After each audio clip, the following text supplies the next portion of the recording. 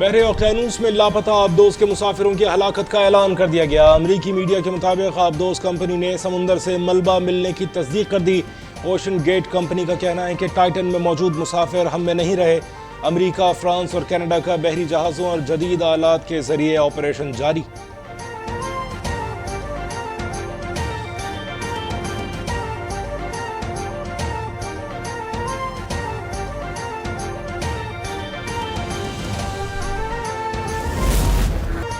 फौजी अदालतों में सिविलियन के ट्रायल पर हुक्म इम्तना की इस्तदा मुस्तरद। 9 मई के बाद की गई गिरफ्तारियों की तफसीलात सुबह 9:30 बजे तलब। वज़ीर आज़म शहबाज शरीफ, वज़ीर दाखिला, वज़ीर दिफा को नोटिस जारी।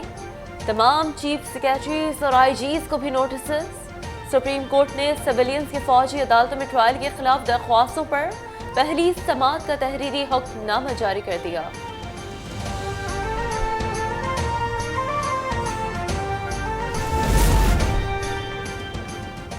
फौजी अदालतों में सिविलियंस के ट्रायल की समाअत के आगाज पर ही 9 रुकनी बेंच टूट गया। जस्टिस काजी फायज और जस्टिस तारिक मसूद बेंच से अलग।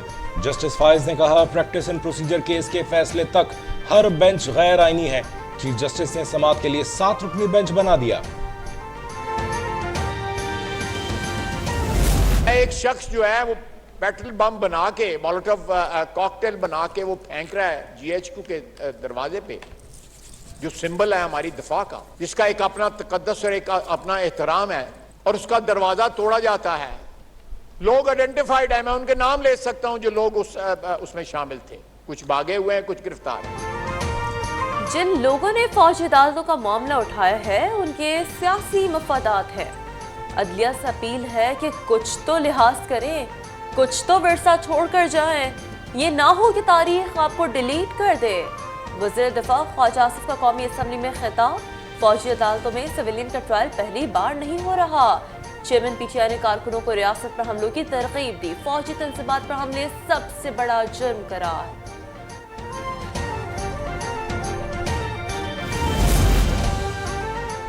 नौ मई की शरपसंदी पर गुलाम सरवर खान और हुमायूं अख्तर खान का PTI छोड़ने का ऐलान। साबिक वफाकी वजीर गुलाम सरवर की जानिब से 9 मई के वाक़यात की मजम्मत। शरपसंदी में मुलव्वस अनासर को निशान अबरत बनाने का मुतालबा। हुमायूं अख्तर बोले, क़याम पाकिस्तान से आज तक हमारे ख़ानदान का पाक फ़ौज से लाजवाल ताल्लुक़ कायम है। शहीद अख्तर अब्दुर्रहमान जिस फ़ौज के जर्नैल थे उस पर हमें फ़ख्र है और हमेशा रहेगा।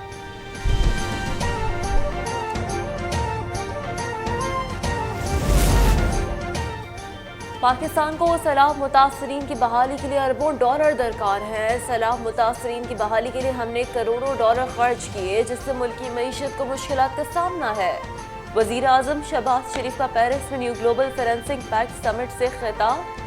कहा, जब तक आलमी सतह पर मुआशी इंसाफ नहीं होगा दुनिया खतरे से दो चार रहेगी। वसाइल की मुनसिफाना तकसीम के हवाले से पॉलिसी मुरतब करना होगी।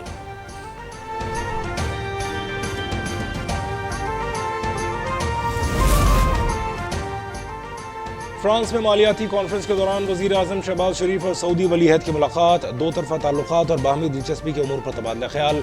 मोहम्मद बिन सलमान का पाकिस्तानी अवाम के लिए नेक ख्वाहिशात का इजहार। वज़ीर आज़म की फ्रांस, मिस्र के सदूर और अमरीकी सदर के नुमाइंदे खुसूसी जॉन कैरी से भी मुलाकातें। वज़ीर आज़म और अक़वाम मुत्तहिदा के सेक्रेटरी जनरल एंटोनियो गुतेरेस की भी बातचीत।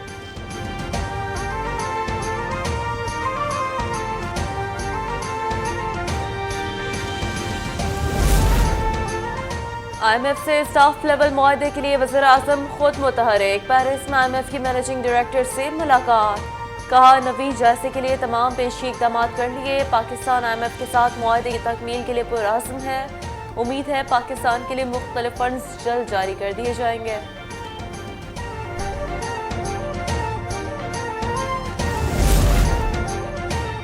पाकिस्तान बिलखुसूस बलूचिस्तान की तरक्की नवाज शरीफ के दिल की आवाज़ है। इंतखाबी टिकट नजरियाती, वफादार और मेहनती रहनुमाओं और कारकुनों का हक है।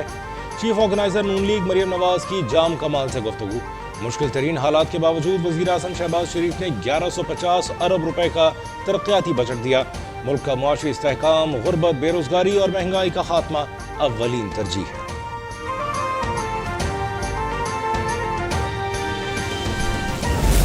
फ्लड इमरजेंसी हाउसिंग प्रोजेक्ट, ये गवर्नमेंट ऑफ सिंध ने ये प्रोजेक्ट स्टार्ट किया है। ये $727 मिलियन का ये प्रोजेक्ट है। इसमें जो फंडिंग है वो टोटल इस आने वाले माली साल के लिए 50 अरब रुपए की रखी गई। फेडरल गवर्नमेंट 25 अरब, इस 50 अरब में से 25 अरब फेडरल गवर्नमेंट कंट्रीब्यूट करेगी, अपना हिस्सा डालेगी इन फैक्ट्रीज के लिए, अपने बहन भाइयों के लिए। 25 अरब सिंध की गवर्नमेंट जो है इसमें इस प्रोजेक्ट में करेगी। सिंध हुकूमत ने $727 मिलियन का प्रोजेक्ट शुरू किया है। सैलाब मुतासिरीन की हाउसिंग स्कीम के लिए 50 अरब के फंड्स रखे गए हैं, जिसमें से 25 अरब वफाक देगा। वजीर खजाना इसहाक डार का कौमी असम्बली में इजहार ख्याल। कौमी असम्बली के बाहर वजीर खजाना IMF से मुज़ाकरात के सवाल पर गुस्से में आ गए। सिक्योरिटी अमले से कहा, सवाल करने वाले सहाफ़ी का मोबाइल लेकर फेंक दो।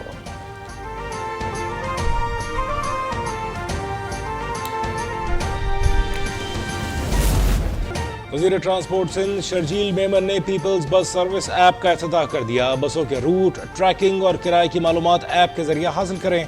जुलाई में पीपल्स बस सर्विस की ग्रीन और रेड बसें लाने की खुशखबरी भी सुना दी। गैर मुल्की सरमाकारों को मुफ्त जमीन देने की पेशकश। कहा, 9 मई को शरपसंद तमाम बसें जलाना चाहते थे। हिम्मत है तो PTI अमेरिका और लंदन में ऐसा करके दिखाए।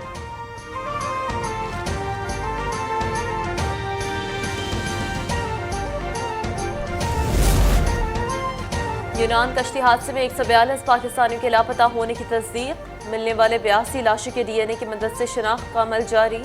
FIA ने 167 अफराद के DNA सैंपल्स हासिल कर लिए। इंसानी स्मगलर से खिलाफ पंजाब भर में क्रैकडाउन जारी। 17 मुल्ज़िमान गिरफ्तार।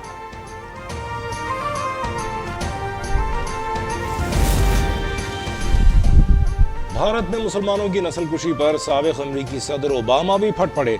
अमरीकी सदर जो बाइडन से मामला मोदी के सामने उठाने का मुतालबा कर दिया। ये भी खबरदार कर दिया कि मोदी हुकूमत अक़लियतों का तहफ़्फ़ुज़ नहीं करेगी तो भारत का शिराज़ा बिखर जाएगा। ये सब भारतीय हिंदुओं के मफाद में भी नहीं होगा।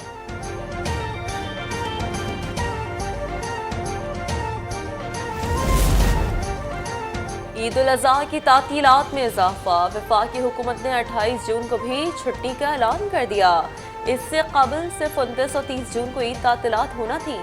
पाकिस्तान रेलवे का ईद पर 3 स्पेशल ट्रेनें चलाने का फैसला। PIA का अंदरूनी मुल्क टिकट्स पर 10% रियायत का ऐलान।